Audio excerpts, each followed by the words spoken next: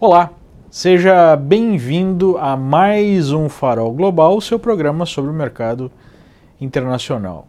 Hoje um dia incrivelmente positivo para o mercado financeiro global, quando nós tivemos a confirmação da implementação de taxas às importações chinesas aqui nos Estados Unidos, sobre o equivalente a 200 bilhões de dólares em produtos chineses exportados para cá. Né? Essas taxas são de 10%, vão ser cobradas a partir da semana que vem, e elas sobem para 25% até o final do ano. E ficou claro na implementação dessa medida que o objetivo do governo americano é trazer a China para a mesa de negociação, porque senão não haveria essa escadinha aí, né, 10% agora, 25% até o final do ano. Em contrapartida, a China impôs a mesma tarifa para o equivalente a 60 bilhões de dólares em produtos americanos, já que não há, né, equivalência em termos de balança comercial. A China tem uma posição muito mais favorável em termos de exportação e importação. Mesmo assim, né, mesmo com essa medida que é contrária, né, ao crescimento do mercado global, nós tivemos o S&P subindo, o S&P fechando aí com, no final do dia,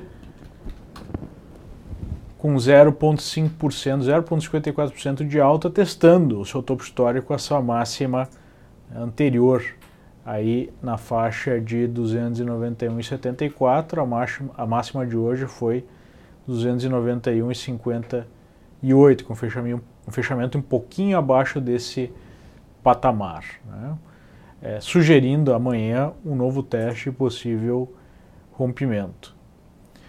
Então, como é que nós podemos explicar esse movimento? Bom, em primeiro lugar, o mercado esperava já de cara uma tarifa aí na zona de 25% e esperava uma reação mais dura dos chineses, já que eles haviam sugerido até a possibilidade de colocar tarifas sobre exportação de produtos importantes para os Estados Unidos e assim aumentando muito o preço de insumos básicos da indústria.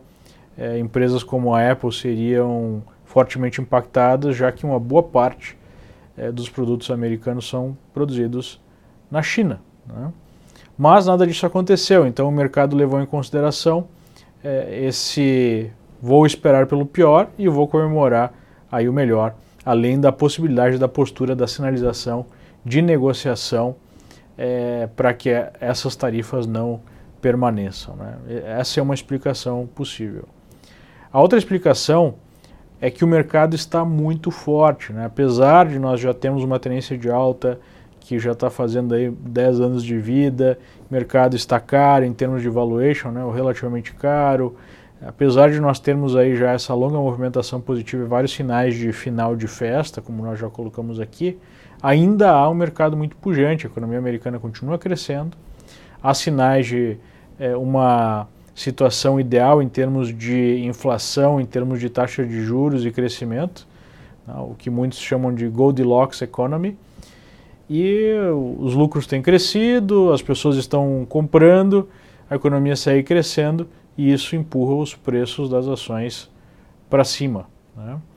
Então, por conta dessa situação de hoje, nós temos até, né, um aprendizado, um padrão que eu utilizo bastante até mesmo para fazer operações intraday. Quando nós temos notícias que são negativas e o mercado reage de forma positiva, isso é um sinal muito forte de alta, né? E aí a gente vê no gráfico uma movimentação positiva. O rompimento dessa máxima, né, deve consolidar ou dar mais um sinal aí da continuação da tendência de alta. E nós temos agora um suportão entre o topo anterior, o topo histórico anterior importante, e um fundo já anterior aí em 286 dólares e 70 cents. E esse seria o patamar que não deve ser perdido para manter essa tendência de alta. Já no curtíssimo prazo, a gente tem a mínima de ontem como suporte imediato em 289,03. Um outro sinal positivo do ponto de vista da expectativa de manutenção de crescimento econômico é exatamente a queda dos treasuries mais longos, treasuries de 30 anos que já vem há vários dias em baixa, sugerindo uma movimentação de juros em alta, né? Os títulos eles funcionam assim, quando um título de dívida diminui o seu preço, os juros sobem e vice-versa. Então, uma alta nas taxas de juros sugere, já que a inflação não dá sinal aí de grandes altas, a expectativa de uma economia em crescimento, uma economia ainda pujante, né? Então, são sinais positivos, pelo menos para a economia americana, e mesmo nos emergentes a gente teve também alguma movimentação positiva hoje, 0,96 de alta no EEM, no ETF chinês, uma alta de 1,78%. No mercado brasileiro nós vimos também uma movimentação positiva de 1,2% para o IWZ, que um novo teste segurou, né, nos 31 dólares, o patamar de suporte super importante que, se perdido, gera alguma movimentação mais negativa, né, com uma nova mínima formada aí em 30,65. O dólar até fez uma pequena alta, mas na parte final do pregão, corrigiu nos últimos 2 dias, né, tem uma média de 21 períodos dando suporte imediato aqui, ainda, né, dentro de clara tendência de alta, com suportão agora em 4,05. Então a gente tem que ficar atento à resistência em 4,21, porque o rompimento de 4,21 gera expectativa aí bastante positiva. A gente tem o mercado reagindo positivamente a essa situação de crescimento de Bolsonaro nas pesquisas. Até mesmo, né, alguns analistas já ventilam a hipótese de uma vitória no primeiro turno, apesar de eu acreditar que isso ainda não é o cenário mais provável, né? É improvável, mas já há essa possibilidade, o que nem se pensava um tempo atrás. E a grande preocupação do mercado é justamente uma vitória da esquerda anti-reformas, anti-mercado, especialmente, né, os dois candidatos melhor posicionados aí da esquerda para ir contra no segundo turno, contra Bolsonaro no segundo turno. Tanto o Fernando Haddad quanto o Ciro Gomes sugerem, né, medidas que não resolveriam aí, ou não ajudariam a resolver os grandes problemas que o país tem para resolver urgentemente, como a reforma da Previdência, né, o aumento dos gastos públicos, e essa incerteza e a expectativa negativa em relação à solução desses problemas geraria aí possivelmente uma corrida, né, ao dólar, com altas ainda mais fortes, e uma retomada da depressão, da recessão econômica, né? Uma das recessões aí mais agudas que nós tivemos na nossa história. E obviamente, enquanto não houver uma definição eleitoral, ninguém vai investir, né?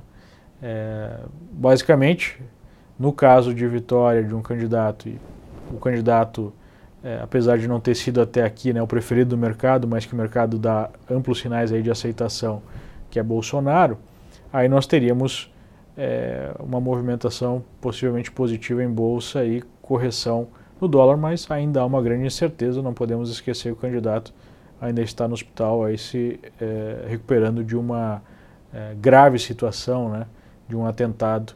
Então inspira cuidados e ainda podemos ter volatilidade por conta do seu estado de saúde, né? Mas de uma maneira geral o mercado se acalmou um pouco por conta da sinalização de crescimento nas pesquisas de Bolsonaro e inclusive, né, esse crescimento no segundo turno e até com a possibilidade desse primeiro turno.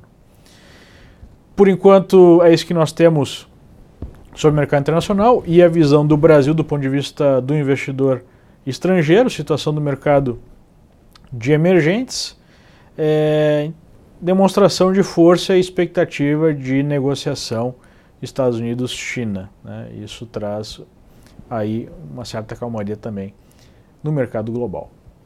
Muito obrigado pela atenção e até a próxima. Tchau, tchau.